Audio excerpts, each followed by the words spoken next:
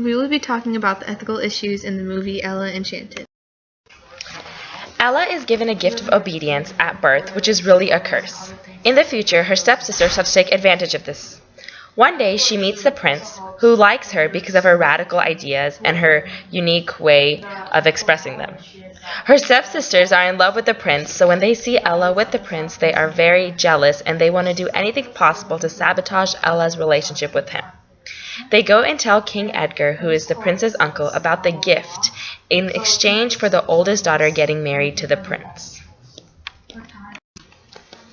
So Edgar tells Ella to kill the prince with a dagger at midnight on his coronation day because he wants to get rid of the prince so that he can be king. Ella tries to stay away. She goes far away and she ties herself to a tree, but she's not able to, and so she makes it there and she's with the prince, and just before she stabs him, she resists, and it breaks her free from her curse. The prince is very upset and she is sent to jail. So Edgar kind of moves on to his plan B. He has poisoned the crown to kill the prince, but Ella comes out of jail to save him, and they live happily ever after. Ella is an altruistic character. In this quote, it shows what she really believes in. Why don't you do what your people usually do, steal my land and destroy my livelihood? She wants to make sure that everyone is happy in the society and everyone is getting what they should, and that's why she despises the kingdom, including the prince.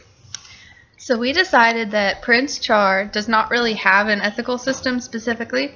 He has been raised by his uncle his whole life after his dad died, and so he really just follows what his uncle thinks because he puts all his trust in him.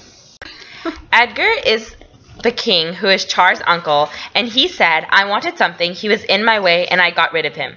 This shows that he is hedonist because all he wants is what he wants, and he doesn't care about anyone else. So Lucinda is the fairy that gave the gift to Ella in the beginning, and we decided that she follows cultural relativism because when she is giving Ella the gift, she gives it based on how Ella is annoying her at the moment. Ella is doing something that is completely against her ethics, because she is forced by Edgar to kill Char, but as we know from before, she is somebody who fights for the livelihood of other people, and she would not have done this if she wasn't forced. Char sees Ella trying to kill him, and he judges her based on just that. It's basically a backwards virtue value, because he knows that he loves her and how she is, but because she's trying to kill him, he's like, that's all that matters. So an example of a bad guy doing good things, Edgar made Ella attempt the murder, and it ended up in her gaining freedom from her curse, even though this wasn't kind of inadvertent on his part. And a good guy doing bad things, Ella attempted to kill the prince, but it was against her will. Okay, so we drew this idea from Ella's situation.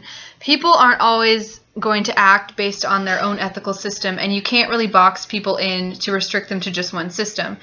In the real world, we aren't all under obedience curses, but there are going to be times where you say that person is altruistic, but there are going to be times in their life where they're going to lean towards hedonism because they want to do something just for their own personal gain. This second idea comes from the relationship between Char and his uncle. You can't always trust what someone is doing just because you trust them.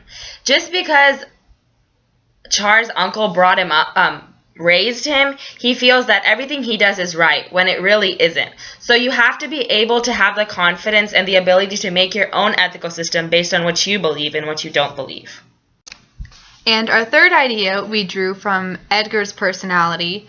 We thought sometimes people are so focused on getting their what they want that it's so beyond hedonism, and they kind of just go into territory of like pure evil. Like he was willing to kill for what he wanted. When you can take another example of hedonism from the movie, like Ella's stepsisters, they would manipulate her and do mild things, but they would never go so far as to kill somebody.